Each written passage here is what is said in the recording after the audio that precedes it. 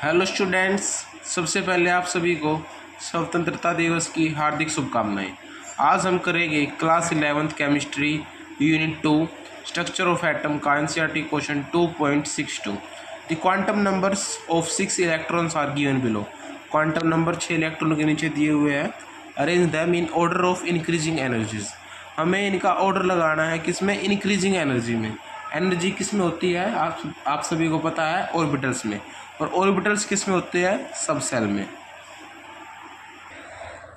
तो हम क्वेश्चन करने से पहले मैं आपको कुछ बेसिक नॉलेज देना चाहता हूँ।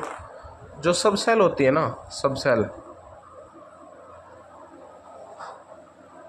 वो होती है एन के बराबर, विच इज़ प्रिंसिपल सेल। जैसे न्यूक्लियस, ये फर्स्ट प्रिंसिपल सेल है। एन इज इक्वल टू 1 2 3, यानी ये 1 है तो इसमें कितनी सब सेल होगी? 1। ये 2 है, इसमें कितनी होगी? 2। ये 3 है, इसमें कितनी होगी? 3। अंडरस्टूड आप सभी को इतना? इसलिए मैंने कहा था कि subshell is equal to n. तो हमारा पहला पार्ट है n is equal to 4, l is equal to 2, m is equal to -2 and m s is equal to -1/2। So पहले मैं आपको एक छोटी सी टेबल बनवा देता हूँ। S P D F G 0 1 2 3 4, ये सभी क्या है? एल की वैल्यूज़। अंडरस्टूड आप सभी को इतना? तो पहले पार्ट में क्या कह रहा है वो? N is equal to 4, l is equal to 2। तो याद देखिए, अब 2 के ऊपर क्या है? डी, बिल्कुल। तो डी मैंने आपको बताया था N is equal to 4, subshell is equal to N.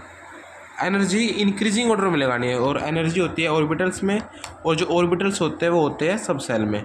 और अभी बताया था मैंने आप सभी को, जो सब सेल होती है वो होती है is equal to principal shell. Understood आप सभी को इतना? तो एन की वैल्यू 4 दी हुई है, तो ये आ जाएगा पहले का। अब दूसरे का n is equal to 3। First of all 3 लिख लेते हैं। एल इज इक्वल टू 2, वही है, यानी 3D।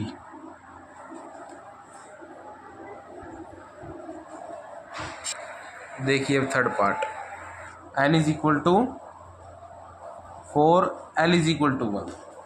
तो पहले 4, l is equal to 1, it means 1 is equal to p. Understood आप सभी को इतना? 4p आ जाएगा थर्ड।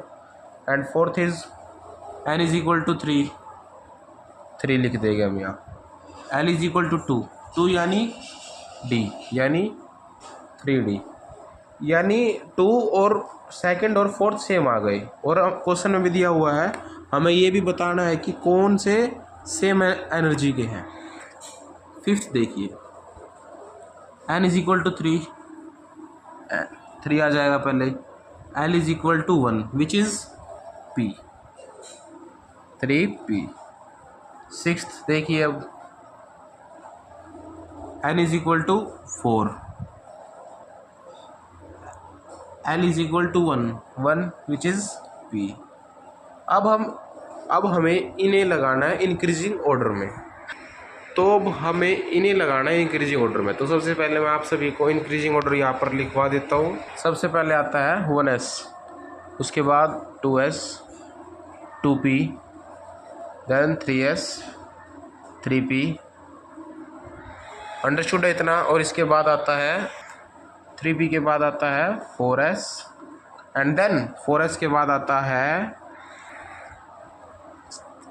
3D, और उसके बाद आता है हमारा 4p। वैसे तो इसके आगे भी होता है, लेकिन हमें सिर्फ इतना ही निकालना है। यहाँ तक मैंने लिखवा दिया है। अब हम इसे इंक्रीजिंग ऑर्डर में लगाना शुरू करते हैं। हम पहले लिख लेते हैं इंक्रीजिंग ऑर्डर।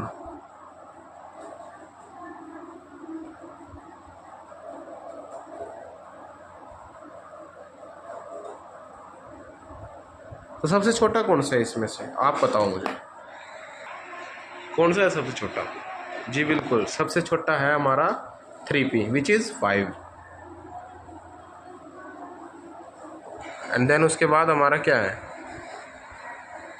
ऑब्वियसली 3b के बाद क्या आता है 4s, 4s तो है नहीं, उसके बाद 3d, सो 3d है yes 2 and second and fourth में, सो सेकंड एंड फोर्थ में। एंड देन उसके बाद आता है हमारा 3d, तो हमने लिख लिया। 3d के बाद कितना है 4p विच इज है थर्ड एंड